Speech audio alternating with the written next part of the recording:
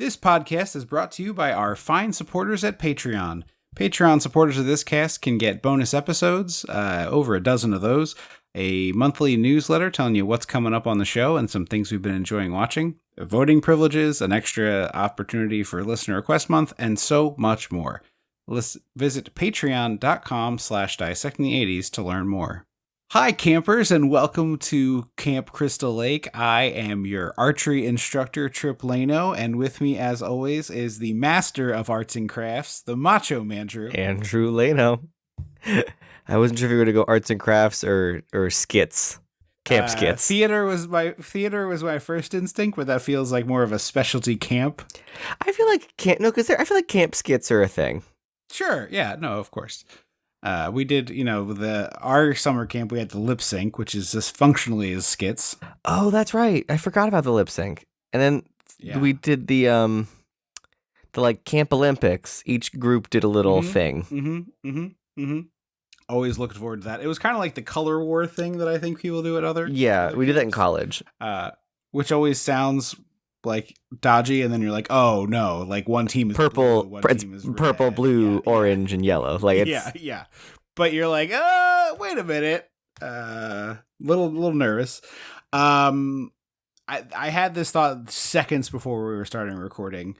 This is let's do this first. It is the Spooktacular, and today is Friday the 13th. So you know what we had to do. We watched Friday the 13th.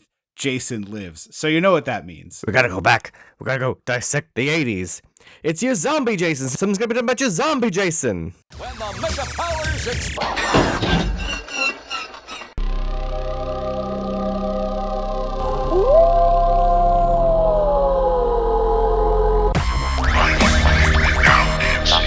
It's time. Right. Do not make sense of me. Get away from him! And where the hell is the corkscrew? Halloween. Wolfman's got narc! Rest in peace. You should also mention that it's part 6. Yes, this is part 6. I thought I said Friday the 13th part 6. I think you just said Friday the 13th Jason Lives. Okay, I thought I said part 6. Although technically I think it's Jason Lives Friday the 13th part 6 because nothing in these movies are ever okay. Nothing in these movies are ever logical. Well, I got a new pitch for you. So we've talked at length about how the obvious thing to do is wintertime at Camp Crystal Lake, which I love. I'm still on board with this. I want to see that movie. But we should be getting the fact that, look, and no disrespect to the Swifties, please don't murder me with this. They will though. This podcast is not against Taylor Swift, but it is a criminal crime that on the 13th of October, there is no horror movie coming out because the Swifties chased Saw away. That was the only thing that was coming out then. They were like, hell no, we're not getting into that buzzsaw. But like, gosh dang it, there should be a Friday the 13th. What album is she dropping? Out this Friday the 13th. Oh no, this is Taylor Swift's filmed version of this tour. Oh, the Eras tour. Oh my God. Yeah, I didn't see it, but I wish I had seen it just because it looks incredible. It seems fun. Honestly, I think it's really rad that this generation of Stadium acts is like, oh, we're doing super cool shit. Beyonce, Taylor Swift, somebody else just dropped a tour that's supposed to be pretty crazy, and forgive me for not remembering who it is, but that they're like crazy spectacle sets, crazy spectacle costume changes. Like this, Pink, I think is also. Oh, Pink is on tour now. Taylor Swift is like a 3-hour experience because she's like, I'm doing a little bit from each album. Yeah. Yeah, I was actually looking at the set list and like delighted at somebody being like, I know everybody likes the Eras tour is very good title for it, but it's like right there in the name of like, oh, some people like this album, some people that album, so I do that. And then every night she has like the grab bag section where it's like the real C-sides, I guess. Yeah, like you're gonna listen to the Lincoln score because I decided. Yeah. So. I think they're Taylor Swift songs with the idea of her just being like... I bet it's the same energy. This This is a John Williams track I really like, and she just like sits quietly in a chair, plays it on a guitar, maybe. No, I just wanted Taylor Swift being like, "This is Mary Todd's theme." Oh, she's the worst friend at any party. Sits down, yes, and she just quietly sits and is like, "I'd like you all to enjoy this experience with me." And she just like sips on a Diet Coke and just listens to Mary Todd's theme from Lincoln. But look, I know Taylor Swift likes the number 13, and I like Taylor Swift. I don't even have any problems with her. My issue is that's friggin' stupid that there was a Friday the 13th coming up in October, and they couldn't get their shit together and get the rights squared away in time to get a damn movie made. Not just Friday the 13th. Do you mean any scary movie? I particularly mean there should be when you are the guy, or let's be honest, it's probably a man in charge of Paramount, and you're looking at the calendar when you get that job, you should be like, all right, show me all the Friday the 13th for the next 5 years. And when you see one in October, it should be like, we're getting a Friday the 13th. Paramount? I don't care. I could never, like, truly, this is the one franchise that's like, who's on first? It's like hot potato. I think so. I think I'm right with the Paramount. I could be wrong. But anyway, this whole thing with the rights over who owns what and who, it's just like, just pay the guy. Just cut him a check. Just figure it out. So much money. It's like you just made so much money off this idea that you spent so little on. Just cut him a check and be like, thanks. We appreciate your work. I mean, we just watched people strike for a very long time because they won't. Yes, this is the same beef. Yeah. The same beef. The same people that will that can pay to cut down trees on the picket lines can't pay to to pay people. Yeah, but it's just like the fact that there's not a Friday the 13th coming out on a Friday the 13th in October when we have known this date for time immemorial. In 1980, they should have just been like, all right, here's every Friday the 13th in October for the next 60 years, and here's when we got to get movies together. So that is why again, no disrespect to Taylor, but it's crazy that there's no Friday the 13th movie. But I thought she was dropping a new Taylor's version, and I was like, ooh, which one? No, this is Taylor's version of the Eras tour. But let me hit you with this. Okay, we've got Jason in the Cold or whatever. Love that idea. Snowy Jason, great idea. Camp Crystal Lake reopens as a theater camp. I mean, I'm into the idea of that. It's kids like getting ready to do a musical, and oh my God, Jason's here. Frankly, that's what I would have rather seen than that stupid theater camp movie that just came out with Ben Platt. I think it looks funny. I haven't watched it yet. It just hit one of the streaming. I think it's Hulu. It did, but here's the thing. There already was an excellent theater camp movie called Camp that all theater kids know about. It's like a rite of passage because it's not a big movie. It's not like some mainstream success, but all fucking theater kids know this movie. And ironically, our cousin showed it to me, and she's not a theater kid. Oh. But she was like, I found this movie. I think you would like it. And then we sat down and watched it, and we were like, this is crazy. And I was like, this is great. And then watching the trailer for this, I was like, this just seems like a worse version of Camp. Is this like a Ben Platt loves camp and wanted to make his own version? Is this Camp Ben Platt version? I mean, probably. I don't love Ben Platt. I think. Yeah. The fact that I think Ben Platt is perfectly fine. I think Ben Platt playing that character in Dear Evan Hansen, the fact that he was fucking 40 amongst 18-year-olds, it's a crime. And then had the audacity when people were like, "Hey, I think he's a little old for this part," to be like, "I originated this role and I've campaigned for this movie, so the movie wouldn't happen without me, so I'm doing it." And it's like, that seems like a lot of wrong reasons to do this. Yeah, it's like also just play one of the teachers. He literally looks like that scene from 30 Rock where fucking Steve Buscemi is in a backwards hat. I know. Yeah. I've seen Jenny Nicholson's, if not the whole video, parts of the video where she talks about this. It may have been like a clip she posted to promote her Patreon or something, but I was like, oh, that's very funny. But yeah, like, why couldn't he have just played like the parent? Also, the fact that his now fiance also played that role. Like, you couldn't have stepped aside and been like, hey, why don't you take this one, kiddo? Wait, hold on. Ben Platt is engaged to the person who succeeded one of the on people Broadway who succeeded after him. Wow, that's interesting. Yeah, their relationship kind of weirds me out, and I don't know why. Is there a pretty big age gap there? I'm gonna say it's like 5 to 10 years. It's not not like 20. Wild, but I would say 5 to 10 years if I had to guess. It's the kid from The Real O'Neills, that show that I never watched. I don't know what that is. But anyway, how great would this be? Jason at theater camp, and like, first of all, you get like a more interesting, diverse cast in there, right? You get to have all the different flavors of theater kid, various things. Two, you kind of make up for the fact that like every gay character in Jason movies, I think there are a couple, is like a nightmare. They're either very coded or a nightmare. Yeah. They're all like Hollywood mantras, basically. Mm-hmm. From Mannequin, where it's like, I'm not going to do the voice. If you want to do the voice, you could do the voice. I don't feel comfortable doing the voice. Picture Snagglepuss. But it would be like, and if you don't know what Snagglepuss sounds like, think about it for 2 seconds and you get there. But it would be Jason like coming around and the guy'd be like, "Hey girl, you smell awful. What's wrong with you?" And it would be like real head bobby and the outfit would be ridiculous. And again, I'm not going to do the lispy voice, but it would be a lispy voice. Picture James Corden playing a gay character also. Yeah, exactly. You know? Yeah. But I'm like, you could have a lot of fun. First of all, the kills would be very interesting. You'd have some sort of props and sandbags, set pieces. Yep. Yeah. I'm picturing like a kid running from Jason and him like dropping a sandbag and it like breaks their leg and they're like trying to get away and he keeps like he's like they're getting like whoomp, he's like at the railing, at the rope, at the rails to just walk down. And... Or I was picturing him on the same level as them, but above them or below them would be cool too. No, the rails are what we call the ropes.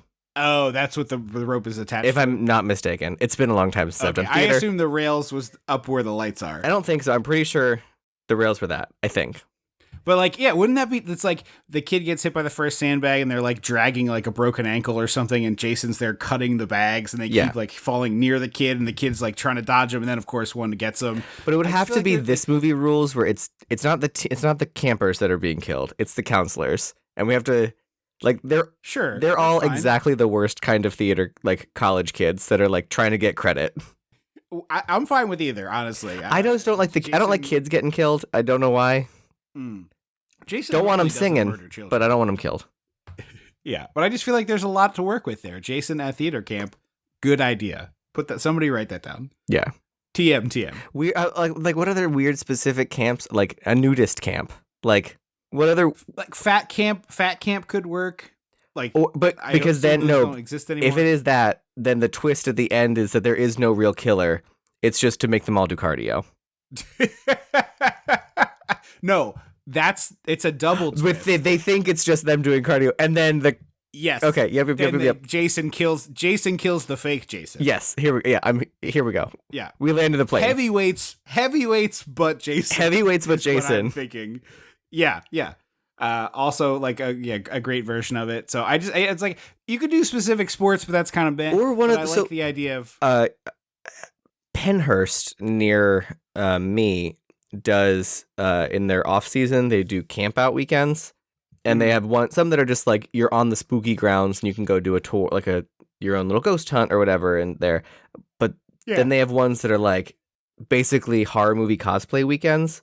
Oh, that's where cool. Like you're gonna get terrorized in your tent and have to chase away from someone and like if your flag gets pulled you're dead and you go to the dead room. Yeah I've read about these. I've not done it, of course, but something like that I think would also be fun. Again, the like everyone thinks it's not real. These effects are great. Yeah. I think that'd be really good. So that is my additional pitches for Friday the 13th movies. Get off your ass, Paramount or whoever it is.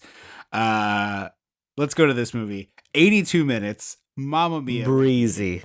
Easy, breezy, beautiful. Where's that girl? She's dead. Jason killed her with the machete. Jason squished her head. Terror Inc. A lot of like the Creature from the Black Lagoon head squishes in this one. Yeah. This one has a very weird fixation with head squishing. Yeah, not gross and gory, which is kind of what I expected, but it's a surprisingly tame Friday the 13th. Yes, it is. This is also the only one with no nudity. I know, and the weirdest sex scene I've ever seen in a movie. Where she's like gyrating on his belly button. But she's like dancing. It's not that she's like doing the thing and like trying to get all sexy with her wiggles. She's like straight up just dancing to the music. She's basically doing flash. Yeah, she's doing this man. Jennifer Beals. We'll get there when Yeah, we get we'll there. get to that in due time. Yeah, we got this. There's not that much to talk about in this movie. We got to save the good parts somewhat. So this is made by Terror Inc., which I love as a production company title. Mm-hmm. And we got Tommy Jarvis, played by a different actor, Quote unquote adult busting Tommy. out of the psych ward. Yeah, adult-ish Tommy. It's hard to tell how old these people are supposed to be. Yeah, for sure. It's very weird that he seems like he's 24. Well, so here, Friday the 13th has one of the weirdest timelines, literal time-wise. Not like how if you look at the Halloween timeline, there's like 8 branches and the multiverse or whatever. Right. Like, in the truest sense of a timeline, this movie takes place in the year 1990. Yes. So I wrote them all down because I wanted a cheat sheet for Oh, myself. boy. Oh, okay. All right. Let's hear it. So Friday the 13th, Part 1 takes place in 19... This is a very good cheat sheet, by the way. You should send me a picture of it. We'll post it on. Oh, it's helpful.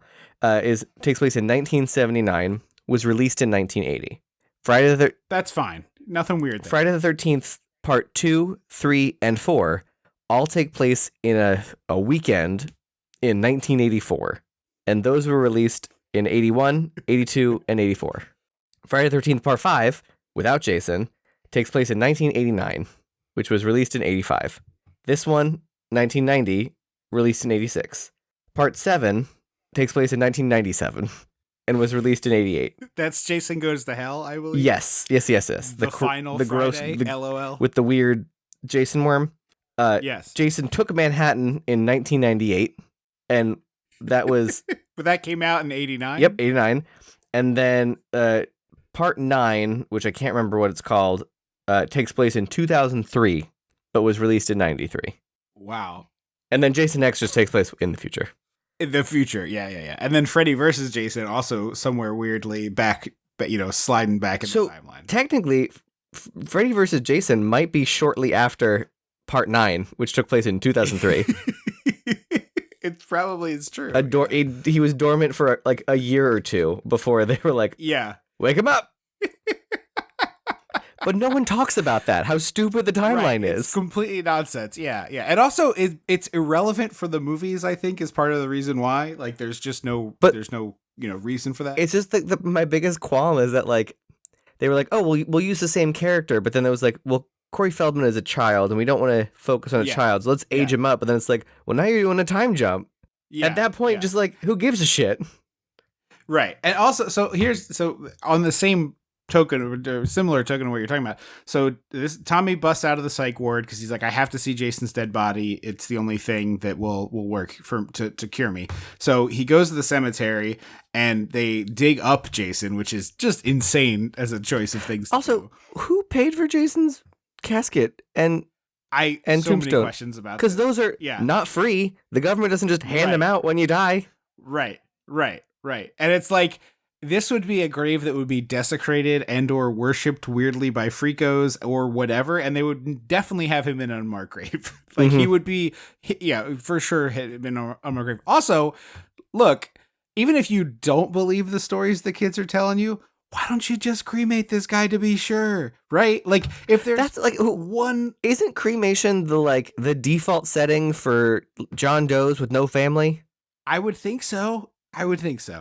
They put him in a cardboard box and they incinerate him. That's what they should do to Jason. Mm-hmm.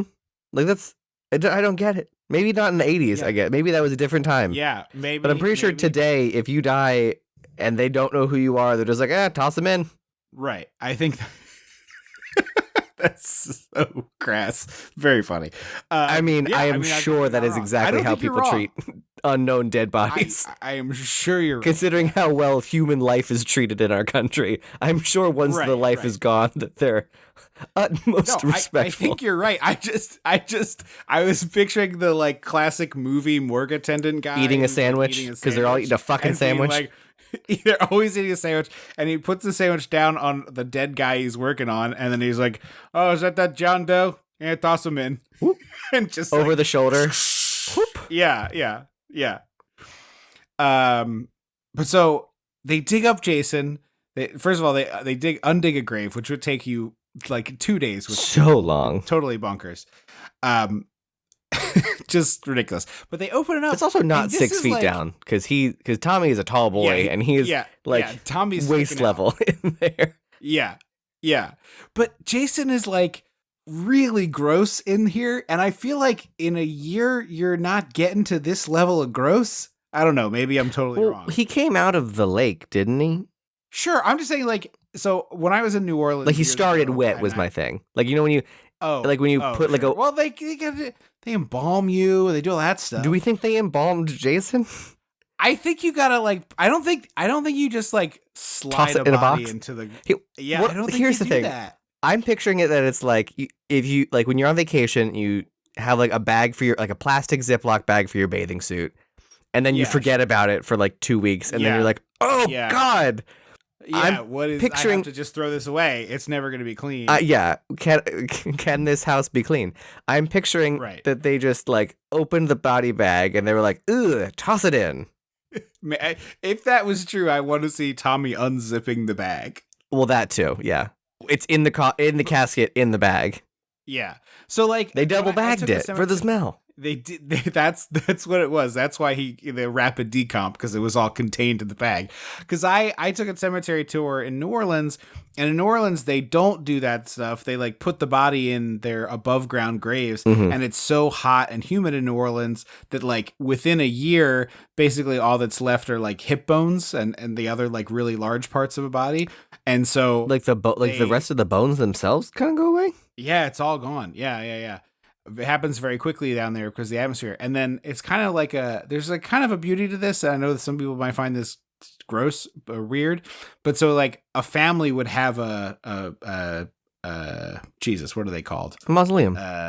Crypt? I guess that's what it's called. Yeah, whatever. There's probably another New Orleans-y word for it, but those are essentially there'd be like 3 slots in it, right? And you'd put somebody in, and then like hopefully you didn't like have more people die in your family than would fit in a year, because you'd have to go like get a space somewhere else.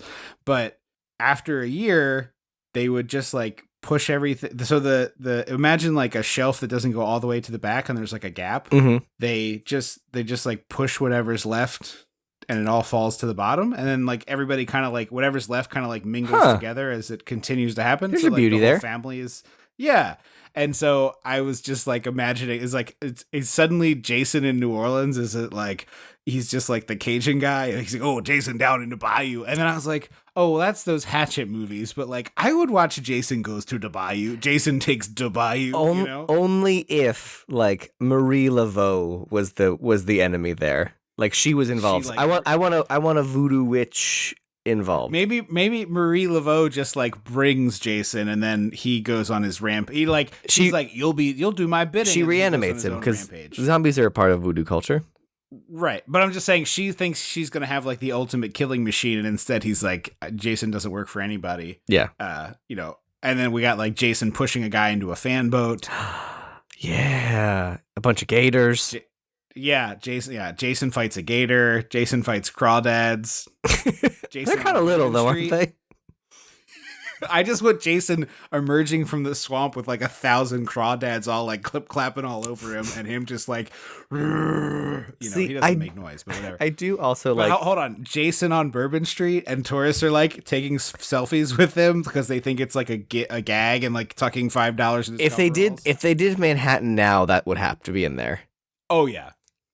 It's like Jason and that gross Elmo, Mickey and Minnie, and Elmo, the like nightmare fuel ones. Jason in the Bayou is something I do like that. Watch. But I also like this fan art that I feel like crops up once or twice a year. It makes the rounds on the Instagrams and stuff of like Jason drinking a hurricane. No, but very into this. He has to like squish the straw to get it into his mask. Well, he's got the holes. It's like perfectly sized. I don't know if they're straw. Maybe you have to squish it to push it through. I don't know how big these holes are. It's like I think the idea is like it's exactly the right size to fit through the hole. So he's just like walking down. He's got the machete in one hand. He's got the machete in a holster so he can have a beignet. Yes, and a hurricane. Maybe some gumbo.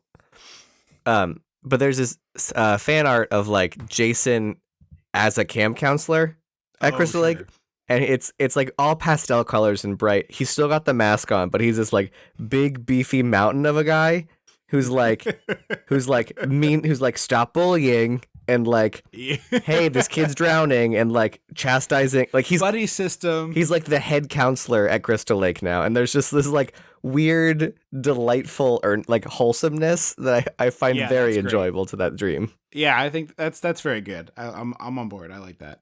But so Tommy digs him up, and then he pulls one of the. He like rips the fence apart. Yeah, yeah.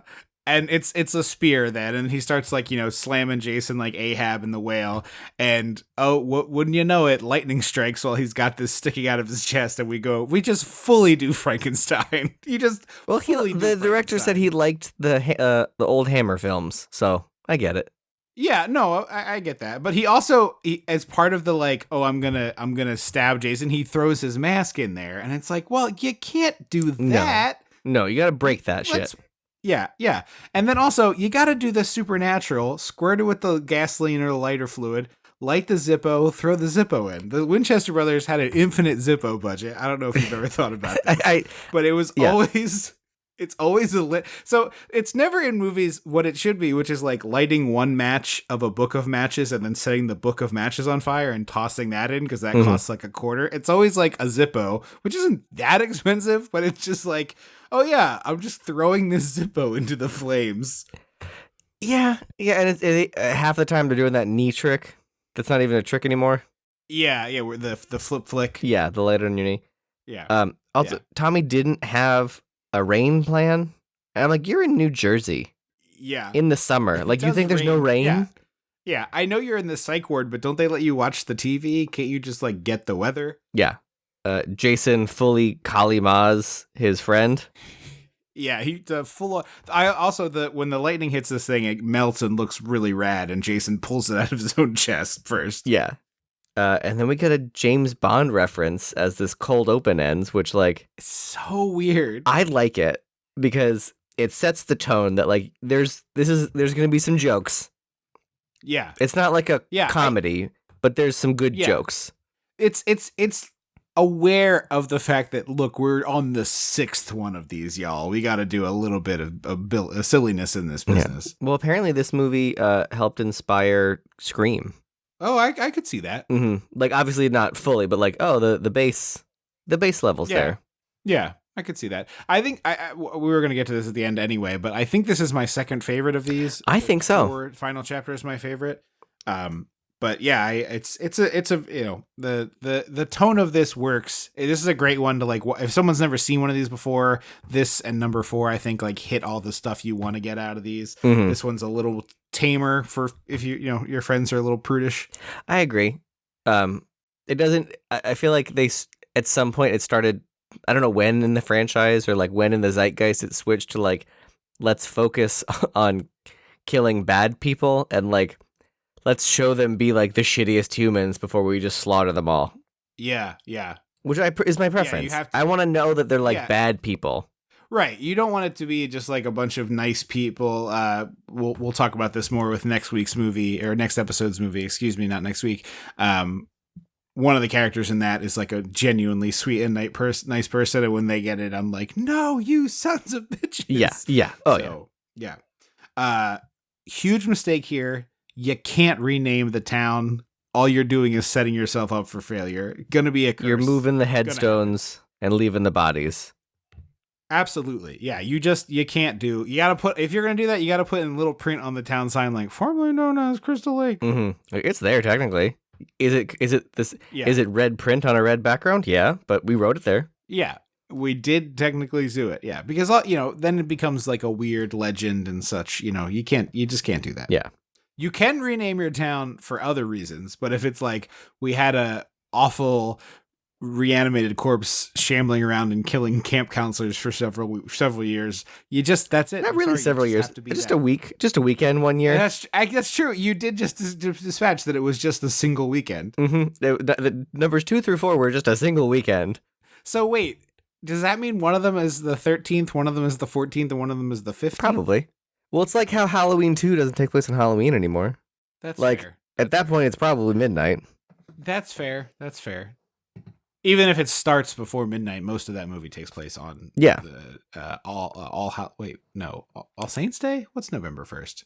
Day Day of the Dead. Day of the That's Dead. what I wanted. That's what I wanted. Yeah. Tony Goldwyn, our favorite from Ghost, As the sheriff? nepoist of nepo babies. No, he's the guy in the car with the lady who gets killed right here really fast. Oh, yes. Okay, yeah. Yeah, there's a Tony Goldwyn and a woman are in this car and they're driving down this The director's wife. dark and is that right? They're driving down the road. It's very creepy. Jason's on the road. They try to run away and then they can't.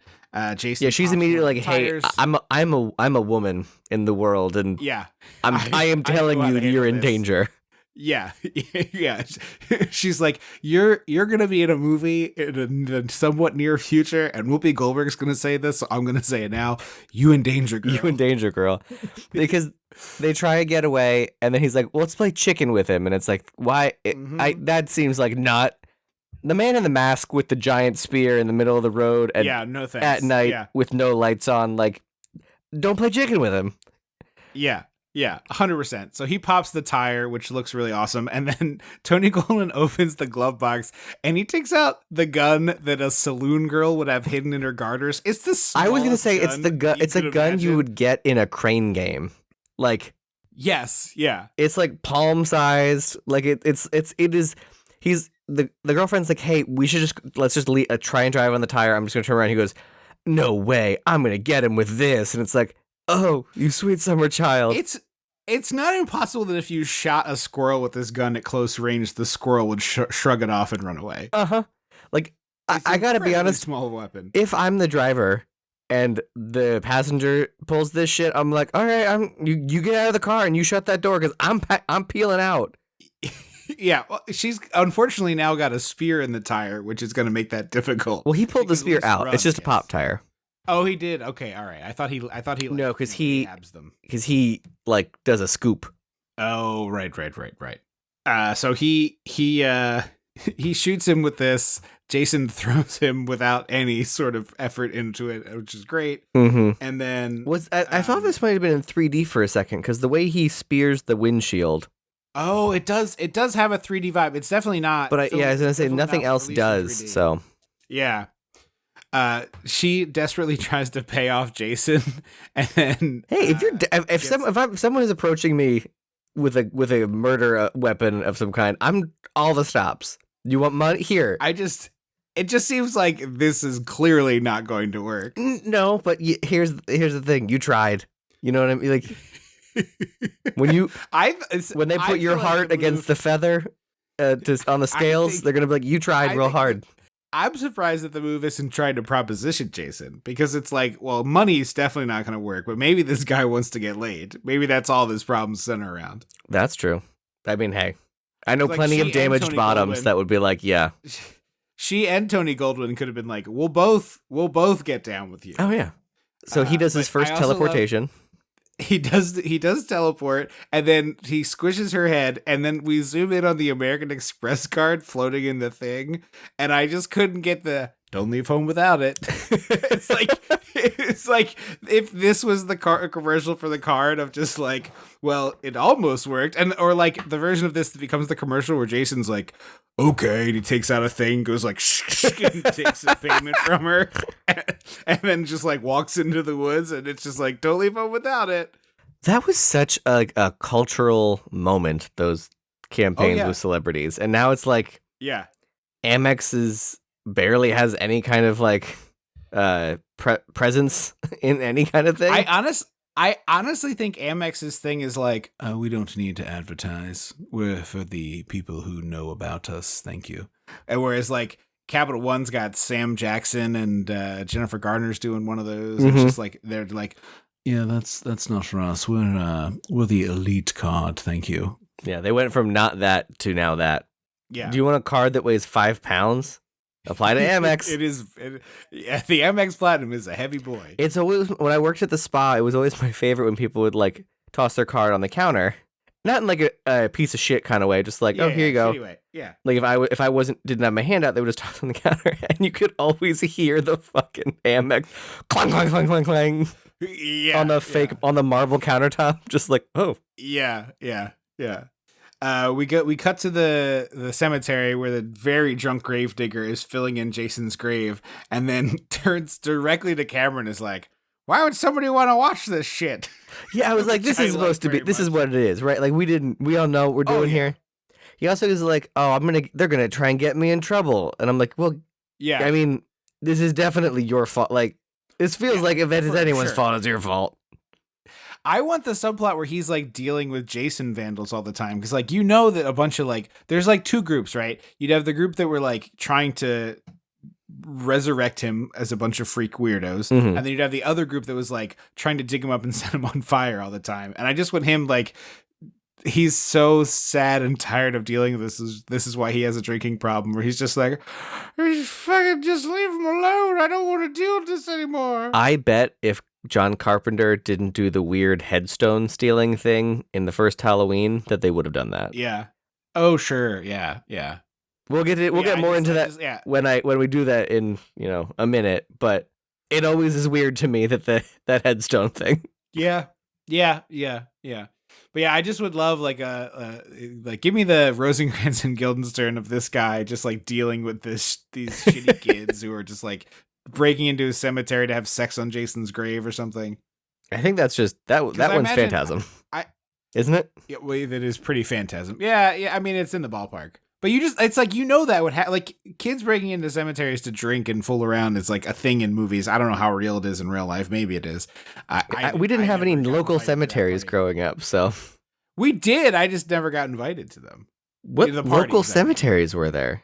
There was a bunch of cemeteries. There's that one big one on the hill near Downingtown, like the other, like Downingtown town proper. There's like the one on the right side as you get to like 113. Oh, yeah. It's off 113. Yeah. And 30, yeah. So there were cemeteries. I mean, I lived next to a cemetery, which like that to me is like the local cemetery, like something walkable and close. Right. I get you. If you lived in town, you probably could walk to it. Yeah. Also, wasn't there one by the two churches near our house? No, none of them had. Oh, you know what? In that back section. Yeah. Near. Yeah. I feel like there was a cemetery back there. Near Yellow Springs, yeah. Yeah. Jason really hates people who play paintball, which I get. Well, first we have to meet the counselors. We have the sexy cop's daughter. Oh, I thought that happens after the paintball. Nope. No? Jason's first teleportation, sexy cop's daughter, fourth wall break. Okay. Because they're also... My apologies. Because Tommy Jarvis goes to the cops, and the cops he openly threatens to murder this boy, and I was like, oh, that seems right. That tracks. Yeah. So this sheriff, I have so many things to talk about with this sheriff. So I had to like stop watching this in the middle to go do something and pick it up at the end, and pick it up again, and it was the same day. It wasn't like that much time had passed, but I had already twice looked at this guy and gone like, man, what do I know this guy from? And IMDb'd him, and truly what I know him from is having watched this movie 10 times. But it's because he looks a lot like other horror actors. But you know what else it is? He has the energy of being like one of Elaine's boyfriends, like a 2-episode arc. Yeah, he does.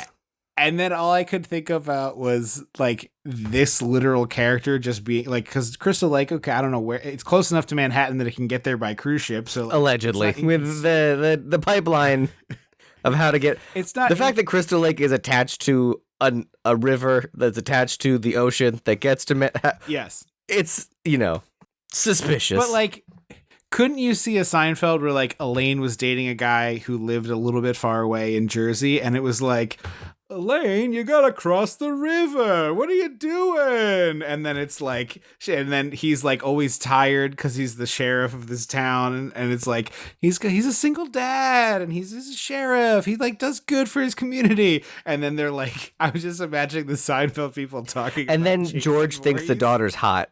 And that's the subplot that George is like, that causes an issue. He tells Jerry, and Jerry's like, you gonna tell Elaine that?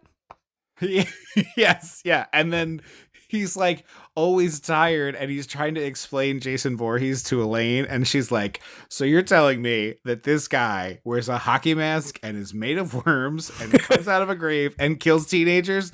Come on. That's not why you're not, that's why you're too tired to have sex with me? You're not SpongeBob. If you don't want to have sex, just tell me.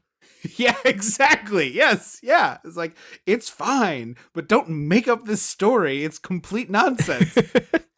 and she's like bitching about this to the gang at Monk's, and Kramer's like, oh yeah, Jason Voorhees, I went to high school with that guy, or whatever he says, you know? I was at the camp, and then Kramer tells the Jason Voorhees story. I'm here for this. I know. I was the whole time watching it. It's like, this dude is so exactly the type of actor, like age is pretty right, and he's pretty good looking, but like a 2-episode Elaine boyfriend for sure. Or like or 2-episode any kind of character on Seinfeld. I feel like he's another comedian at the club, or like he's a sales associate that they beef with for 2 episodes or something. He has like a Kramer enough look that like I could see him being like a Kramer rival. Yeah, like how they did went after the he had the or something. How he had the alternate version in California for the show. Yeah. So I could not get over this guy being Elaine's boyfriend and her being mad about him not wanting to have sex because he was too tired. So they're all bringing in food from their truck after they met Tommy Jarvis. And sexy cop daughter was like, ooh la la. And the amount of food they're bringing in is enough for them for maybe a long weekend. It's like a basket of like 5 vegetables. I think they might have been lettuce of some kind. It was like a box of bananas and a pack of toilet paper. And I was like, heck, this is not enough food for a camp for the summer. And then we find out it's just alcohol. A weekend. Has Crystal Lake ever done just a weekend? Oh, I totally missed that. So this is, oh, you know what? This is probably like we're reopening the camp. It's like a soft focus, a soft open. And it's like, or the alternative is like, these are a bunch of city kids. We're taking them out to the campsite. They're going to be around a tree for the first time. That kind of business. Well, that's Sleepaway Camp 2 or 3. Yeah. I mean, this is a very standard trope in not just horror movies, but just like the city kids out in the woods. Michelle Pfeiffer's teaching them how to write. Fish out of water. Sure. What's her face is teaching them how to be Girl Scouts. Oh, yeah. Shelley Long. Isn't that essentially the plot of Camp Beverly? It's pretty close. It's pretty close. Yeah. But yeah, they say it's just for a weekend, and I was like, oh. And also, it's like only 2 cabins worth of kids. It just seems like not worth any money to like. Yeah. How much money it would cost to rent out a whole camp for like 2 cabins worth of kids for a weekend? Yeah, it's crazy. It's bonkers. And so this is where the paintball scene with the gay-coded yuppies. Yeah, and the one guy honestly seems like an extra from Revenge of the Nerds. It's a shocker that he's not played by noted creep Eddie Deason. Which one's he? Remember, he's like the nerd in Grease and Grease 2. We did like a whole run on this guy. He's like exactly what you picture when you picture nerd, and then it turned out he's like a real creep who's shitty to women. He's not. I don't know if he's not nerd voice guy, is he? He looks like nerd. Like the thing that you are saying, like what you're picturing in your head when you see nerd voice guy, like huge thick Coke bottle glasses. Mm-hmm. He's like the. No, I mean the actor who like exclusively voices nerds. It's possible, yeah. If you look at this, if you looked up Eddie Deason, you'd be like, oh yeah. We talked about this guy at length on I think a couple different episodes of the podcast. I'll have to look him up. But Jason apparently hates paintball because I think he hates yuppies. Furious. I think Jason hates people who desecrate the woods, and he's like, "You're getting paint on my trees." So Jason's the weirdest Captain Planet. Trees. Yeah. I am waiting for that stupid remake to get made. The like how they did Pooh, Blood and Honey, and then they're doing like Peter Pan. I don't know. Lost Boys Are Dead. Captain Planet is not going to be a public domain character for like 60 years, so that's going to be a ways away. Oh, is it? Mm-hmm. Yeah, I can't imagine. I just can't imagine. I was like, I figured no one's keeping up with that one, so I'm just like, whatever. Winnie the Pooh became public domain because it's like 1910, 20, 30, like way back then. Well, isn't it 100 years? So wouldn't it have been like 19 something? Well, 100 years would be 1930. No, because that movie came out, that Blood and Honey movie came out like a couple years ago. Oh no, it just came out this year or last year. Pooh, Blood and Honey? I thought they came out like 3 years ago. Yeah, no. time is messing with us, but the trailers and stuff came out way before, but it actually was released like a year ago.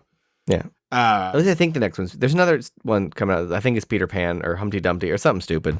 But I'm just like... I mean, there's no doubt in my mind. People, it's like, if it's a funny title, the movie's bad. That is generally how my philosophy works on these things. Mhm. Like, there's so many movies with a great title, and you watch the trailer, and even by the end of the trailer, you're like, I get it. There's one that apparently people say bucks this trend, but I just saw a trailer for it called Slaughterhouse, and it's about a killer sloth. Okay, go on. I mean, that's it. That's the whole. Is it at a zoo or is it like in the woods? No, it's like somebody like adopts the sloth and brings it to their sorority house. Oh, okay. And the sloth turns out to be a menace. When in reality, it would probably just die in a couple of days. Probably. But I also love, in addition to, so he's like, Jason's chasing these people around, and they're wearing dead headbands, like when you get killed in the game, which I'm like, it's just a brilliant touch. It's a brilliant touch. But one of them has a machete, and he's like hacking around in the paintball field, and I'm like, hey man, not for nothing, but that's an actual deadly weapon, and it's not impossible that someone startles you and you swing it at them, and then you've done a murder. But also, like, the character of this man who like is a gross misogynist, I'm like, yeah, I don't want him to have that regardless. Like, I'm sure someone in the group would have it to cut down some brush. I don't nominate you, sir. Well, you would do that and then play paintball. You wouldn't be doing it mid paintball match. You know what I mean? Yeah, probably. It would be very paintball is kind of like tag rather, not hide and seek. Well, hide and seek and tag, but it's just like you're not trying to make noise. You're trying to sneak around and shoot people. Yeah. So the smiley tree face kill, really good. Smiley face tree kill makes no sense. It makes no sense whatsoever. I've seen this movie a number of times. I have never taken this sequence to mean that his face hit the tree so hard it made a smiley face. Well, what else would it be? I thought it was just someone had carved a smiley face into a tree, and that's where he hit. Okay. That's where my mind always went, because like, better. Yeah, that makes sense. It's too stupid. Like, not even Mel Brooks would do that. Yeah, that's fair. Yeah, that's fair. That's fair. I get that. You're probably right. No, I don't think I am, because everyone I talk to about this, or like who talks about this movie, talks about that scene, like the fact that his face made a smiley face. I'm like, was I supposed? I think I'm reading it wrong. I think most people are dumb, myself included. I was just like, that's kind of eye rolly. I do love that he beheads the two guys who are like being shitty to this woman who kicks their three. He beheads all three of them. Oh, that's right. The woman, she didn't seem to deserve it so much. No. Although I guess that's what happens when you're an executive. You're smushing the little people. Too much nose candy. Jason's fighting for the trees and the little guy. Mm-hmm. Trickle this down. It's for the proletariat. Right? No. Yeah. The nerdlinger shoots him with the paintball gun. It hits him square in the chest. This poor little nerd. You did not stand a chance. But he shoots him with a paintball, and it's like, look, I know a paintball is not gonna kill somebody, but I played it once. I went to a bachelor party. It stings when you get it.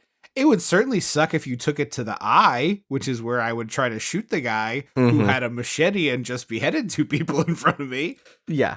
Also, so he starts running through the woods and Jason chases him.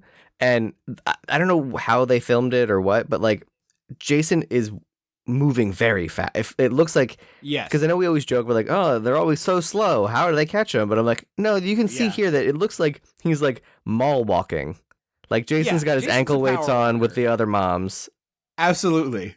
Listen, you have to be a firm hand sometimes, Denise. I'm picturing like when Captain Holt was in Florida with the other ladies on Brooklyn 100%. Nine-Nine. That vibe. 100%. Sometimes you just need to make sure they know that they're loved and supported, but also that you're the boss.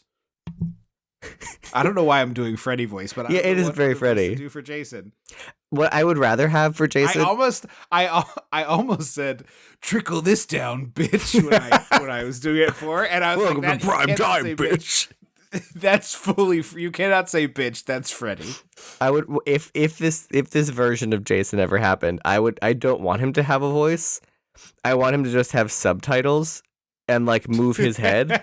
But I want all the characters to understand him as though he's speaking. Sure, like Groot. Exactly. But like, don't say it. Exactly. Yeah. So Tommy runs to the grave. They're trying to get him to go out of town, and he's like, hard left. Yeah. I love the guy playing this cop. I cannot get over how good this guy is. He is so excited to be playing the sheriff in the 6th Friday the 13th movie. Like, he knows exactly what this is. He's like, this is the kind of movie I like. I don't know any of this to be true. It's like him and the Killer Clowns cop, like same energy. Yeah. Because he's like, hit the noise in the cherries, which is just so perfectly silly lingo. He said that, and I was like, is that a real phrase? Like, I have heard people call police lights cherries a couple times in my life and always thought it was strange. that's a dumb nickname. I wonder if it's like back in the 50s. Remember they like old cop cars? They were sort of like round and only red. The lights. Oh yeah, like they still kind of were when they were popping them on top of the car. 100%. Yeah. And they like the those you're talking about, the like one you can throw on top of the car, the magnetic one. The 50s cars looked like that similarly. I don't know if you remember. I think they referenced this in Dragnet with a real old cop car. The episode, the movie we did an episode on. Here's the thing. Look, you threw that one in the trash. Look, here's the thing. I can only hold on to so many things. Sure. Yeah. I get that. The cop car and the blob. I'm in a heavy travel season and I'm meeting a lot of people. I had to make room for names and faces. So a few old podcast movies had to get tossed. I get it. No, I get it. The movie stinks. I've probably told this anecdote in the podcast, but like one of my favorite representations of memory that I've ever seen in anything is in the movie Dreamcatcher, which is a lousy movie, but the Stephen King? It's like a big, but there's a scene where there's like the guy, like I think Blue Bayou is the song. It's like the four guys like love this song and they sing it. It's like whatever. It's irrelevant and I don't remember the context.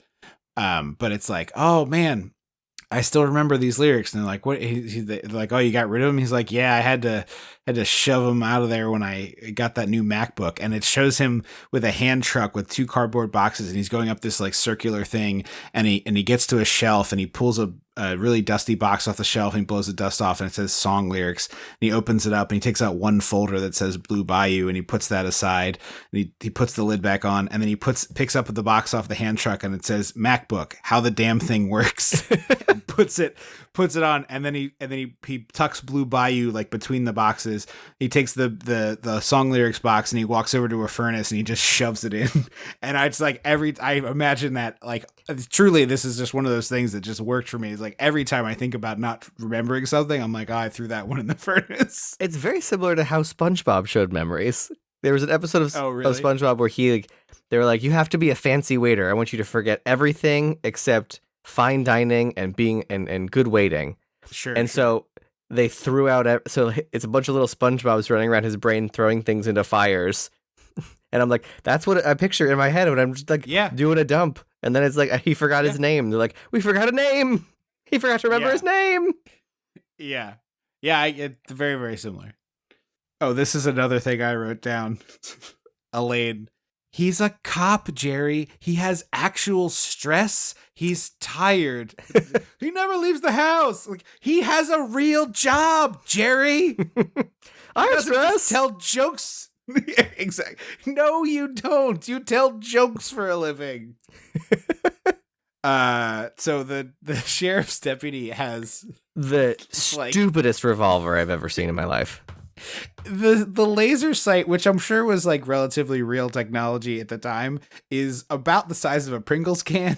Like if you those like snack size Pringles cans, if you smoosh 2 of those together, I think it's just a regular Pringles can.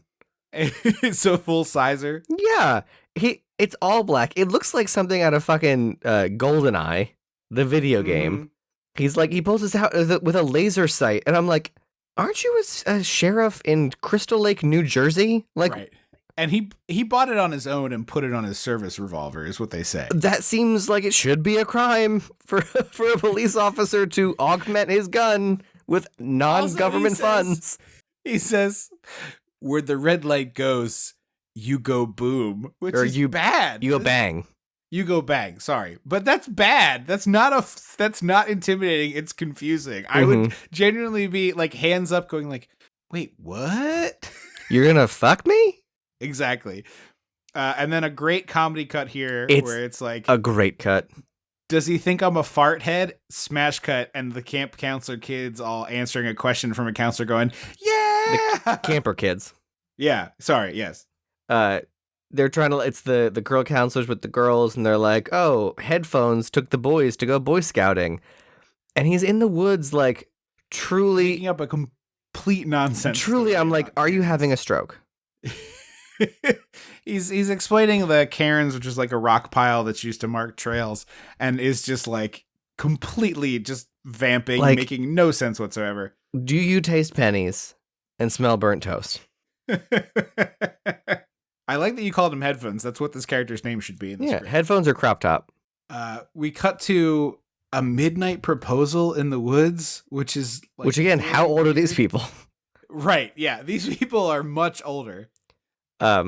This is another great, like, I really like this style for the movie. Like, the joke and the kill itself is great with the bottle, with the drunk, like, groundskeeper.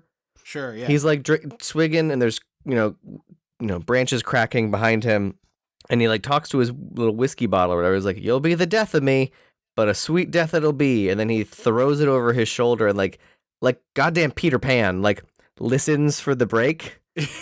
Yeah. And then it doesn't come, and he turns to like look where he tossed the bottle, and Jason's holding it, and he breaks it and stabs him with it. Yeah, it's pretty great. It's. I wish we saw like 5% more of it. I don't want it to be like super gnarly. I think that way about all the kills. If we saw the guy pop up and the bottle was sticking out of his head and his face was bloody, that's like all I'm looking for. I don't want it to be really gross, but that would be ideal here, I think. Yeah, I think most of the kills I would like 5% more shown. Yeah. Or honestly, like since it's kind of, this movie's kind of silly, if he like jammed the bottle in his head and like blood was coming out of it. So I think it does. So he jams it into his neck, and I think it does come out the mouth spout. Yeah, but I think you're right. It's hard to see. Again, I don't want it to be yucky. I just want it to be a little sillier. Yeah. And so the couple that's doing proposal, this is like... Also, just want to point out, this guy gets killed because he litters in the woods. So my Captain Planet Jason Voorhees theory, that's 2 now. That is pieces 2. of evidence supporting it. I mean, I will point to the mountain of other evidence, Counselor, for all the other kills that are unrelated to woods disrespect. The lovers here, he pops the champagne cork into the woods with no care about where that cork goes. I have always wanted to do that 3. just once in my life. Just like... What, just fire? Let it pop, yeah. You've never done that? I've never been in I've always do it in a house, or like I've never... So what? Just pop it off the ceiling. I've done that hundreds of times. I don't want to break shit. I have a lot of shit. Just aim it in the ceiling. I know, but I have a lot of knickknacks, and I don't want it to bounce and hit something. It's fine. Or don't you have like do you have any outside, like a balcony? Or I have a screened-in porch. Do it in there. I could.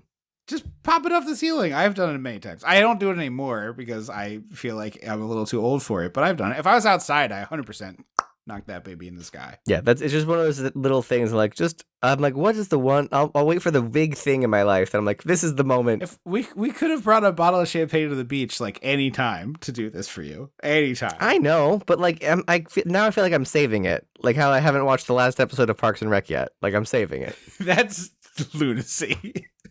But here's the thing: I still have one episode. I still have new Parks and Rec to watch. But you have no closure. I would rather have the closure. I'm gonna have the closure. You'll never watch it. We get a 2-for-1 skewer on the lovers here. They both get stabbed at the same time. Also, so the guy lover like catches Jason in the act of murdering the guy, and obviously I'm not scared because of I know this movie, but like the way Jason like he gets caught and turns with his whole body to face the guy is like genuinely frightening. Yeah, I think I don't know the name of the stunt performer who does Jason in this movie, but I think he's good. I know it's not Kane Hodder who's the guy that he's a good Jason he's though. Good here. Yeah.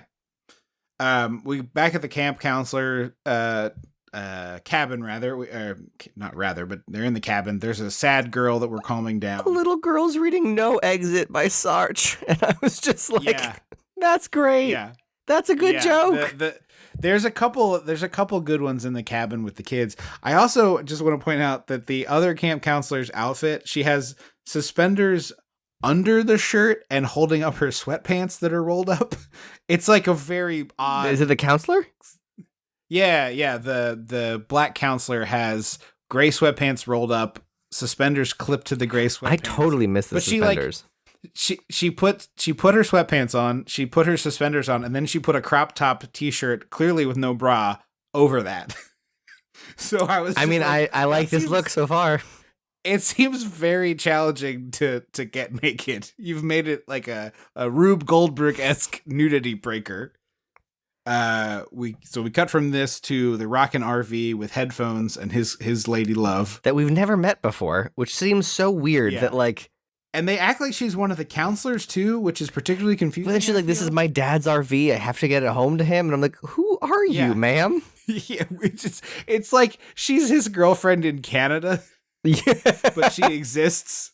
And like, I honestly, if that was the bit, or like, she no, you know what she like, is? She's a fake Boyle from Brooklyn Nine-Nine. Like, you're not part of this. Yeah. And so this is where we get the sex scene you were alluding to earlier, which is just like inexplicable. First of all, like, look, it's a movie. I understand there's reasons why this happens, but she is gyrating on his belly button. She is so far north of his penis. It is ridiculous. Yeah, she's fully just like stretching the fuck out of his t-shirt, of his tank top. Like, Yeah. he's gonna be done, and it's gonna be like his nipples are out. It's gonna be a little It's skirt. gonna be like, it's now like a 3XL. No, you know what it is? It's now like a skirt overall with how stretched out the tank top is. They also show him take off his condom, which is like, I was like, oh wow, we never do that. Yeah. Safe sex in a movie. Wowzers. Because I had to rewind because I was like, was that the snap of a condom? Like that was I was like, that was Foley of a condom coming off, right? It's definitely a sort of blink and you'll miss it sort of situation. Yeah. I really like, as always, Jason hates fornicators, so they're in deep shit. naturally, but the tension and pacing here is really good. Of like, she makes him go out and check the plug, and you're like, oh, Jason's gonna be around this corner. Oh, he's around the next corner. Oh, he's not there. Yeah. And then the power cord to the RV is cut, so it's like, oh, what's going on here? And he gets scared, which is obviously what you would do. Nowadays, there would be tweets about how ick it is that a man gets scared in the woods. So he tries to like drive the RV away because he's worried about something happening, and Jason pops out and takes. Well, he's driving so recklessly, and she is like bounce, like, you know those little kid toys that looks like a lawnmower, and it's like pop, pop, pop, pop, pop with the balls. She's one of the balls, just pop, pop, pop. Yeah. Absolutely. But first of all, I don't have a lot of experience with RVs, but my understanding is the RV bathroom is a very small space, but there's enough room for Jason Voorhees, roughly the size of John Cena, aka a refrigerator, and this waifish woman, and he's like beating the shit out of her in there. And I think there is enough space because it's typically a small shower and the toilet, so I think there is enough space for two. I just feel like Jason Voorhees is completely filling a RV shower. Probably, but then there's the toilet space for the girl. I guess. But he's like, what are you taking a dump back there? Jeez, light a match, baby. And he's just like driving like a complete maniac as Jason. And it's like, this isn't the sounds of a poop. Like even like a tough poop doesn't make this sound. You know what I mean? People make noise when they use the bathroom, sure, but she's screaming. She's like screaming. But he also has the music on too loud, which in movie world means you don't hear anything. Also, it's Alice Cooper, so it's like actually licensed music, which I was stunned by. Which is why they made it so fucking loud. They were like, we paid for it, sure. You're going to hear it. Absolutely. Crank this. But yeah, I was shocked that we had real music here. And she gets her face like pressed into the aluminum siding. Yeah, it's like the Freddy Krueger wall gag. Yeah. I'm wondering if they did this with a vacuum form. Oh, that would make most sense, I think. Yeah. With like a skull. If you put like a face under the vacuum form and then. Yeah, that makes sense. He gets stabbed in the head, and then there's this amazing RV crash. Oh yeah, beautiful. It's like a big flip and screeches and sparks and all that. Apparently, they made the actor who plays Jason be in the RV when it flipped. Jesus, and it's like he didn't have to. Like so unnecessary. He climbs out at the end. Right. It's like, guys, it's a movie. You just need to fake it. Why would he need to be in there? That's completely stupid. He like climbs out the top of this like inferno of an RV, and then we cut to the asshole cop being an asshole dad, which just tracks. Yeah, Tommy really needs a Giles to help with all this research. Yeah, he goes. I was like, remember spooky books? Yeah, Remember when that was a thing back in the day? yeah, I had my share of spooky books. for sure. Yeah, instead he's calling up Megan for help, the sheriff's daughter, and then she takes him to get supplies at Karloff's general store. Wink. Mm-hmm. She's like, I'll pick you up. I'll be there in a half an hour. And I'm like, girl, do you know how many people Jason's gonna kill in the next 30 minutes? We're gonna be shark bait in half an hour. The sheriff they get to I think it's the RV scene. Yeah. And he's like, oh, this Tommy Jarvis is a monster. It's like, Yeah. but like, what do you think Tommy's doing exactly? He does not look like this capable. See, the problem is this sheriff thinks he has a Michael Myers. Mm-hmm. And what we need then, if we're going to do that, is you need to get yourself a Loomis. You do. Get me a knockoff Loomis who's, I'm Tommy's doctor. He's fully cured now, you know? Actually, no, that would be a great I can't remember if they've done this in a Jason movie or any movie, but like, I want a Loomis being like, Tommy's crazy, and Tommy's like, no, it's real. Like, Jason's here killing people. Yeah. Oh, I was going the other way where it's like, Tommy was due to be released. Mm-hmm. He can't be your killer. You know, that kind of thing. Yeah. Also, the sheriff is not paying attention to these timelines. Like, Tommy was in jail for a good period of time when a lot of these things happened. Yeah, and the daughter says as much, and the guy still doesn't care. Wait, he's like, at one point he's like, yeah, your friends, I found your friends' bodies. And I was like, did you not want to mention the RV? The smashed flaming RV as well? Because that feels like an important part of this puzzle. Yeah, absolutely. How did the RV crash? Did they die beforehand? How did someone kill them and then get out? Why is there a knife in this guy's head if it was just the RV crash? Her face was smushed into the wall, like those pin things we all had in the 90s. Those pin frames you could put your face in. Dealing with a quintuple homicide. I think he's a blowing little you off. I think his career is a little more intense than yours, Jerry. He's blowing you off. It's fake. And then Kramer is like, I'll go undercover. He's got he's dressed like Columbo. He's got the trench coat, maybe a fedora. Yeah. Yes. Don't you think we'd have heard about this on the news, Elaine? A quintuple homicide in Crystal Lake? Oh, no, Jerry. They'll hide it from you. They can't tell anybody about this. Big conspiracy. So Jason yanks a camp counselor. I remembered this kill very well. She gets yoinked out the window. Her little slippers get left behind, which is a good little bit. He fully twists her head around and pulls it off like a Mortal Kombat kill. Yeah. The only thing that would make this funnier is if he then shot it like a basketball through the window. Yeah. Literally, there's I want a basketball court there, and Jason's like, from downtown, and nails. You are going to Freddy again. Okay, with both. I don't know. We gotta have a voice for Jason. No, but I'm saying the act. Freddy is the one that would. Oh, sure. Yeah. Both Freddy voice and attitude of basketball. Yeah. Nothing but neck. Fair. Yeah. Ha! That was good. Thank you. Off the dome. Well done. I was trying to think of some sort of Seth Curry, Chef Curry, Freddy Krueger, something or other, but it's fine. I got nothing. There's a sign that just says More speeding. Like Golden State Dream Warriors. That is a whoosh. R/whoosh. Dream Warriors. I got that. Movie. Golden State Warriors. Steph Curry's team. Oh yeah. Look, here's the thing. I barely know enough football teams to survive. You cannot expect me to know basketball teams too. I talked straight over you at one point of that, so you're gonna have to say whatever you said again. Oh, I don't even remember. Oh, you were just continuing the plot, I think. Oh. Just going to the next thing, yeah. There's a sign that just says speeding. Oh, yeah. On the road, which is great.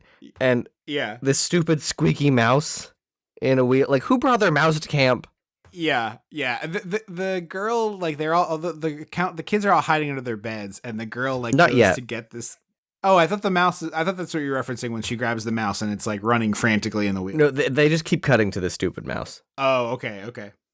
We get another car chase because this movie This really was likes pretty car good, chases. actually. This one is better looking than the other one. I think mostly because it's dark and the action is more intense. But I think I this agree. one's decent. It's also not the entire movie, like a Fast and Furious. Yeah, So. yeah, exactly. Dad catches Megan and Tommy, and She also says Cunningham references Cunningham Road, which is a reference to Sean Oh, Cunningham. Right. Original producer or director? Director. Producer. Okay. And this is where the little girl found the bloody machete. It's just covered in raspberry jam. It's drippy. It's goopy. Yeah. And then the cop dad says something about the authorities from Carpenter are on their way. The Carpenter Asylum. Yeah. Wink. Yeah. Also, it should be Loomis Asylum if you're. I don't think it's the asylum. I think it's another town. I think Carpenter isn't a town. No, he says Carpenter Asylum. Oh, I missed that. Literally wrote it down. Yeah. So this is when Megan gives the alibi, and Tommy She says he was with her when the RV crashed, and I was like, Yeah. wait a minute, hold on, because in the movie I'm watching, no, he wasn't. Yeah. Or like you don't know when the RV crashed, so how can you even begin to guess that that's true? Well, he says it happened 8:30 or something. The dad gives a timeline, and she says he was with me, and I was like, but like in the movie, no, he wasn't. That had happened, I think. Yeah, I think it's probably pretty close to exactly the same time, but the characters would have no way of knowing that. I love Jason in the window as they're tucking the little girl It's back into so after good. Yeah. It comes to nothing because this in a different Jason movie he would have murdered this child. I'm fine with it not being in the movie. I don't but think it Jason is- would kill kids. I don't think he does. I guess you're right. It's always the counselors, huh? Yeah, because they're the ones In that a different movie, it would not be a little girl; it would be a counselor. And in Jason would murder in the Rob Zombie Yeah. remake. Yeah, fair. And then the camera would pan over, and there's Sherry Moon Zombie's boobs, and you're like, huh, there it is. I'm imagining that happening in that awful looking Monsters that he made. It was so bad I couldn't finish it. I couldn't finish the trailer. I was like, this is wretched. Well, I was like, what? This seems stupid and fun, and it just it was bad. It was so bad. It also it doesn't seem like. So I assumed that was like, oh, he's a huge fan of this thing. Like the Dragula is in his White Zombies video for More Human. Mhm. I assumed it was like, oh, this dude loves the Munsters. He has a fun idea for what to do with them. And I watched the trailer and I was like, this seems like they were like, I don't know, who can we get to direct this piece of shit? Rob Zombie will do it for scale. Yeah, I just was like, I was waiting. I kept waiting for more, and anything. It just felt so generic and boring. I fell asleep. Yeah, it looked wretched. It really, like I said, I truly couldn't get through the whole trailer. The counselor is out looking for her friends. There's a great cut from a Jason attack to a cockroach getting squished, which I thought was pretty clever. Yeah, he kills this girl and then throws her through the window, only to pull her back in. Yeah. Oh, whoops! I didn't mean to put her there. So, do you know the cop daughter's name? Is it Megan? Mm-hmm. So Megan and Tommy start fake fighting, and then this skeezy deputy who's, I'm sorry, I don't normally say this, he's a bad actor. Oh, this dude is rough. I have a phonetic line reading here I'd like to do. Go for it. Probably the one I was thinking of. Megan, don't clown around. Yeah, it's so She strange. steals his gun. They get the deputy to interfere because they're kissing. He pulls them apart, and while he is arguing with Tommy, she pulls his pistol out, and then he says that line in that exact way. So I was looking this guy up, and have you ever watched I'm normally not a fan film person, but there's a pretty good Friday the 13th one called Never Hike Alone. I have seen that one. Mm-hmm. Okay. So that's a very good fan film. It is. Apparently those people have quintupled down on that and have made several other. I think there's one in the snow, isn't there? Yes, Don't Hike in the Snow, which I tried to watch and I watched 10 minutes of it and I was like, nah, I'm good here. But They're all a little too long. Like I like my short films to be like 5 to 10. Right. If not less. I was surprised. Never Hike Alone is like 45 minutes and is like pretty good the whole way through. Yeah. I was shocked by that. But in their sequels, both the actor from this movie who plays Tommy and this cop character are in it. And in This their Tommy? sequel, this Tommy and this Megan, don't clown around. Well, I mean, he doesn't seem like he would command a price. So he's now been elected sheriff, I suppose, or promoted, depending on how this town does it. But he looks a lot like Tom Atkins as an old man, and it was really trippy. I frankly thought the sheriff looked like Tom Atkins. He does have a Tom Atkinsy look, but I was like, no, not Tom Atkins. Like, you gotta be, oh no, that's not Tom Atkins. That's the guy from this movie. He talks truly like my bad Gal Gadot impression that Andrew gets furious about. Steve! That who was furious about? The stone! You got so mad when I kept doing the Gal Gadot, because in that stupid Wonder Woman sequel, she just keeps going, Steve! The stone! That movie was so aggressively bad. I know, it was a mess, but like, for the dialogue, like, for whatever reason, her accent makes it hard for her to say ST words in English. And so when she says, it's like the whole movie she's saying either Steve or the stone, and I just like could not stop. You sound like you're someone. You sound like someone on What We Do in the Shadows. I know. That's what she sounds like to me in that movie. Anyway, the cops investigate the camp. Tommy's plan is to return Jason to the lake somehow. Yeah. He doesn't really elaborate, and that's probably for the better because this plan is stupid. When we get to the plan, I'm like, what are we doing here? But yeah, Jason terrorizes the children, even though I'm like, he's not gonna kill a kid. Yeah. There's a good couple of comedy cuts here where there's like a knife to the head and it cuts to a dartboard. I thought it was a dart he threw. Oh, maybe you're right. But anyway, it's like it's just a good cut. Yeah. Also, they like open the door to the counselor's cabin, and it has so much blood in it. Yeah, I googled. It looks like I did a quick Google. The average human body has between 1.2 and 1.5 gallons of blood. Okay. So at most, if it's these two women, it's 3 gallons of blood.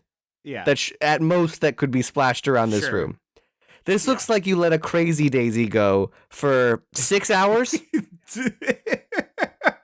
Like, I was just like, that's too much blood for a human body. What? Yeah, agreed, 100%. I was just clarifying that a crazy daisy is a sprinkler for those who. It's the kind of sprinkler that like it doesn't have a structure to it. It's got like a bit of a structure and then like a loose hose. Wiggler. Do they still make crazy daisies?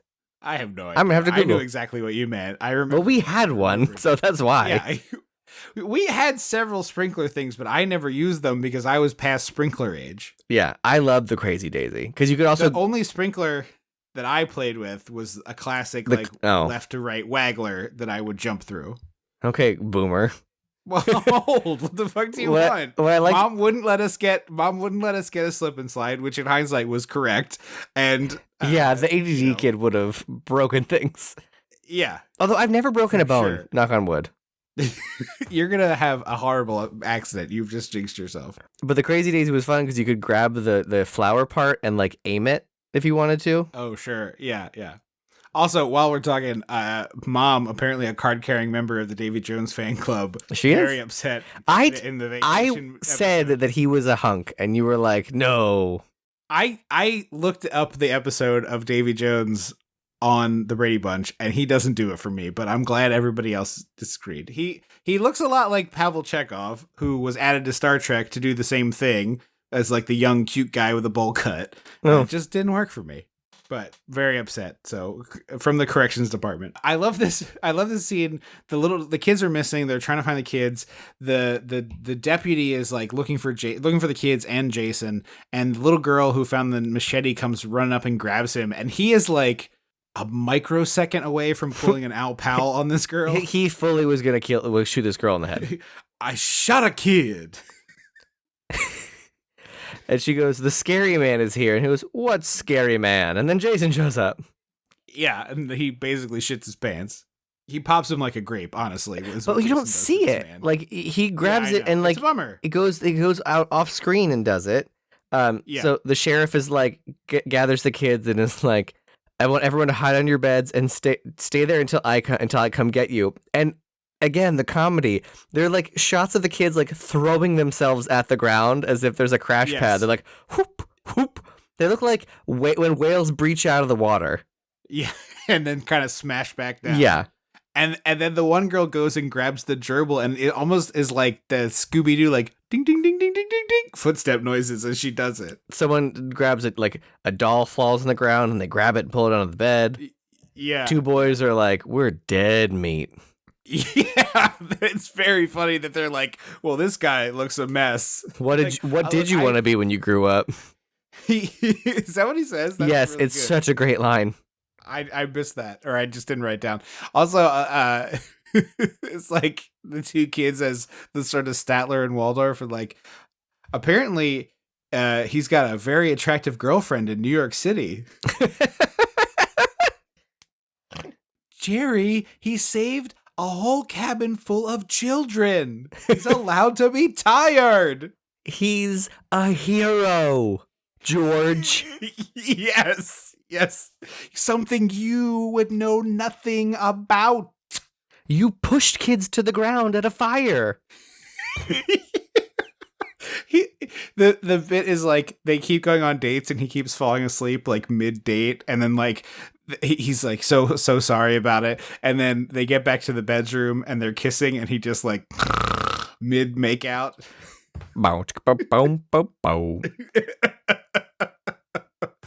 And Elaine just does like a shrug and rolls over. But he has a very comfortable bed. That's why she's putting up with it. Oh, sure. Although she does have to go all the way out to the burbs. Yeah. So he confronts Jason and he shoots him. And he has a shotgun, and it's a fun bit where it's like he shoots Jason. Jason takes a big fall. The way Jason sits up is so goofy, though. Yeah, it's like he's trying to do the Michael Myers, but he doesn't have the ab strength for it. But he also does this weird like reach out, this like hunched reach. Well, that's what I'm saying is like I think like it's hard to do the Michael Myers sit up if your abs aren't really toned. But if you put your arms up, it's easier. So I think that's what he's doing is like helping himself do the sit up because he can't do the Michael Myers. Like if you want to try this, like try to do a Michael Myers sit up and then try it by reaching your hands like a zombie, and it's so much easier. So I think it was that because he has to do like 10 in a row. The director also said he didn't really like the headshot moment here because the hockey mask is already full of holes. Yeah. So you can't really tell that anything happened. Right. It should be like a huge, like another eye hole, like a chunk gets blown off. Right. But it's like he shoots him, Jason falls down, pops right back up. He shoots him, Jason falls down, pops right back up. It's a good like comedy rule of threes thing. Yeah. And then it's a classic movie thing. Like whatever. I've never been in a situation like this. Who knows? But people always like empty their gun and then just like throw it. It's just like, don't you have more bullets? You're a cop. Well, the cop definitely does, but like a normal, like a stranger on the street might not. And then at least you have a melee weapon. Right, yeah, but it's just like he empties his pistol and then it's like, well, better throw this on the ground. No more use of that thing. The Megan runs to the cop car to like radio for help, and her friend's head comes out, and I was like, when did he put that there? This is Jason did the from downtown. Well, he was like he held on to the head until the cops came, waited for them to leave the car, and then snuck over. Yeah, exactly. Nothing but neck, and he threw it in the cop car. It's like the weird face jack-o'-lantern that Michael Myers made in the 2018 one that I was like, when did you have time to do this? But also, why did you do this? Like, this just doesn't feel very like you're a shark. Right. So Tommy gets in a boat and has a bunch of chains. He has a chain and a rock, and he's like going out to the lake, and I was like, okay. And then I was like, sweetie, baby, toots, honey, what are we thinking? Let's workshop it real quick. Because his plan is essentially to lure Jason to the lake where Jason will walk into the water.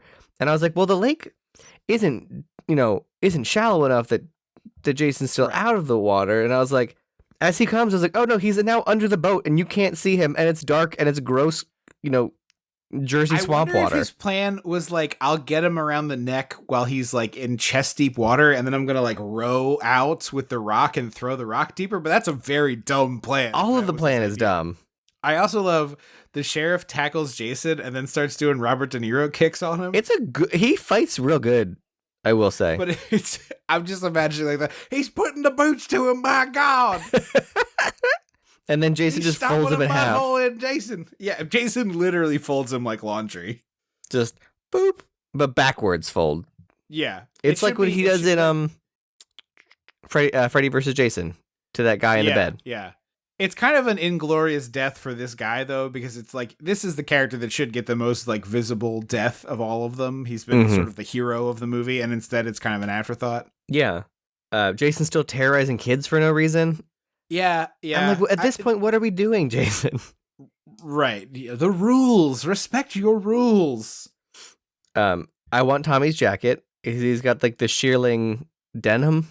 Yeah. Because I have like I have a shearling coat that I bought last year because I was like, I want to be in the 70s era. And now I'm like, I want this denim version too. And a Lake of Fire. Yeah, Lake of Fire is pretty cool effect. It's also like a really dumb, like, wait, does that not happen next? What?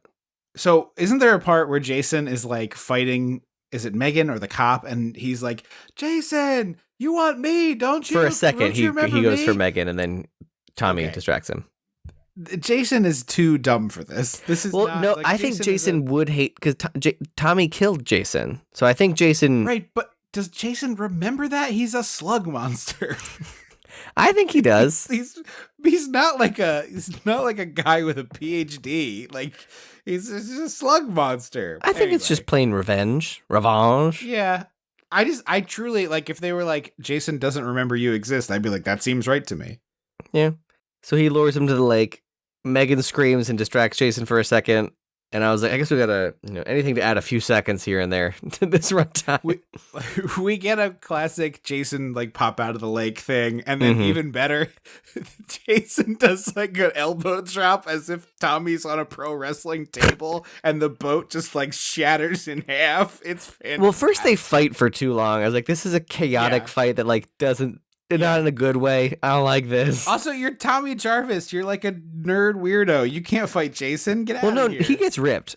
Tommy Jarvis gets ripped. I know, but like, look, not to be that guy, but it's like, I've never seen Tommy do anything athletic or physical or do any sort in the of last fighting. one he did. In the fifth one. Oh, does he really? Okay. I think he's he's like chopping wood and like doing stuff. Okay. I don't really remember the fifth one very much because I remember the Corey Feldman as Tommy Jarvis doing like telekinesis on Jason, I thought.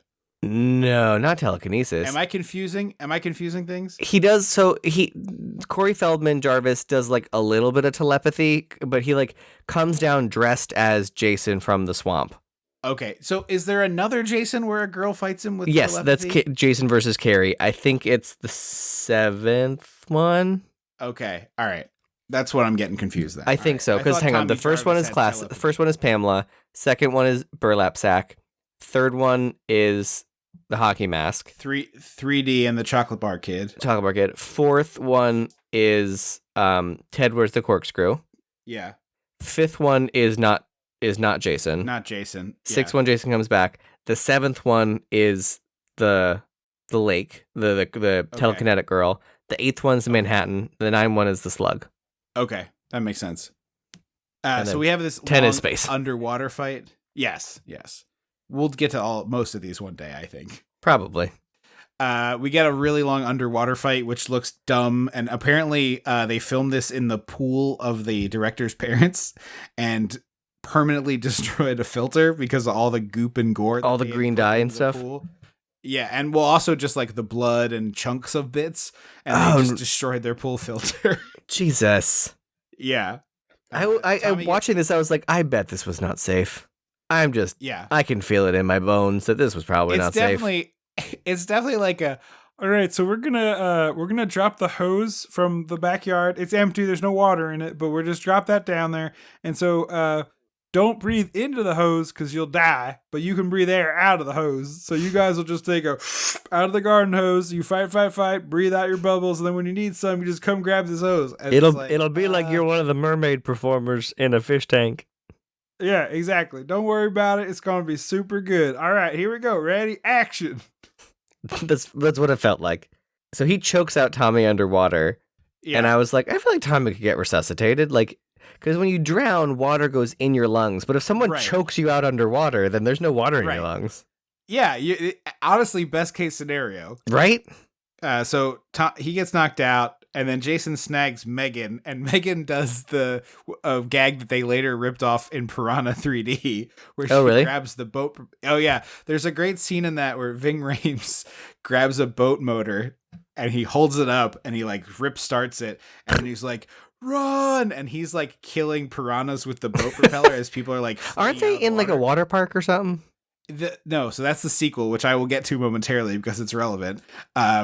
So Ving Rhames kills all these piranhas with the motor, and then he collapses, and they show him, and the piranhas have eaten his legs completely away below the knee, like it's just bone and ragged flesh. It's really gross. He like passes out, so you're like, oh, Ving Rhames must have died. And then in Piranha 3 Double D, which is not a good movie. Piranha 3D is fun and in like a gory way. Piranha 3 Double D is useless, but that one takes place at a water park, and Ving Rhames is there, and his therapist is Paul Scheer, who is like he's like his physical therapist or his therapist? Yes, both. He's like taking him to a water park to help Ving Rhames get over his fear of water, and then wouldn't you know? Oh, the Jesus piranhas are Christ! At the water park, but at the end of it, Ving Rhames, I'm pretty sure, has gun legs, and is like shooting like the piranhas in with fucking gun Planet legs. Terror. I think I do remember this. Maybe I'm cross-referencing Planet Terror, but I think I remember Ving Rhames having gun legs and shooting the piranhas. But Megan here uses the propeller to chop Jason into chunks. And there's some great body twitches from from the man who plays Jason, whose name we've forgotten. Yeah. And then the kids, they get out of the water. She gets out of the water. Is Tommy dead or does Tommy get out too? I honestly don't No, remember. she saves Tommy. That's what I thought. Okay. And then the kids are like, yeah. I genuinely was like, this is going to end on a freeze frame with the kids. Yeah. But no, it ends on Jason's eye. Yeah. He's still alive down there. Any other final thoughts on Friday the 13th? It's a good one. I like this one. I agree. Yeah. I was excited to do I don't know if our dear friend Ted would agree with us, but yeah, I don't know how Ted feels about it. I have a feeling that this might be sacrilege for us to be like, this is my favorite one for Ted, but yeah. Well, this is my second favorite. Ted's a part 2 guy. I'm a final chapter guy. That's my favorite by far. The best part about final chapter is that it starts with a previously on Jason montage. I do love Perfect that. To catch your friends up on. Yeah, this doesn't do that. They do explain the lore as the movie goes. It's not like it's complicated, but this is a fun one. It's a little tamer. So if you're less into the like blood and gutsy stuff, there's a lot less of it here. There's no nudity, but it's got all the fun that you want out of a Friday the 13th movie. Yeah. And it's 82 minutes long. So it is breezy. Yeah. Not that I don't think any of the Friday the 13th are over 95 minutes, although I'm sure there's probably an aberration. I bet the new one's like 2 hours or whatever. That one with Jared Padalecki. No, I don't think it's 2 hours. It's pretty quick. It's also like way meaner than I remembered when I rewatched it fairly recently. That's what happened. When things get glossy, things get mean, and I don't like it. Way meaner, yeah. There's also an extended sex sequence with the guy, the bro with the video camera. Yeah, but his character is also, that actor also played a character in Transformers with the exact same name, and so people think it's the same character, which is kind of funny because Michael Bay produced that for Friday the 13th. Oh, that's right. But I don't know if it's in the regular version or the unrated version, but there's an extended sex scene with him and the girl where he's just like, your breasts are amazing. No, that's in the movie. I remember that because I remember that scene in the actual movie. The unrated version. Yeah. That your breasts are amazing because he just like keeps saying it, and it's like, act like you've been there before.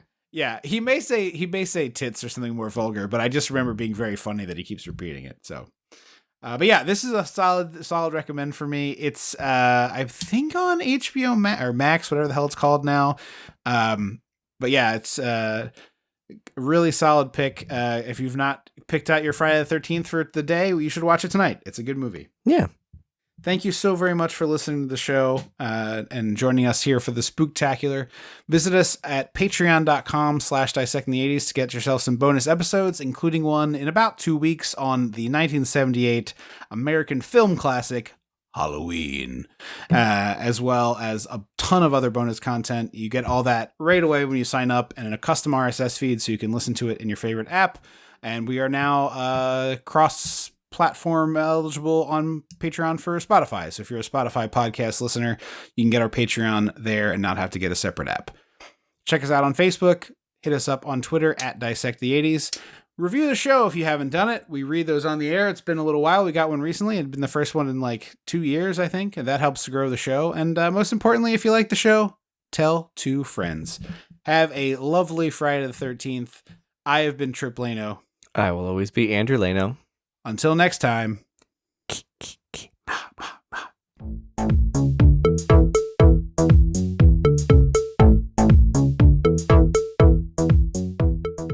Dissecting the 80s is a Chum Some of This production.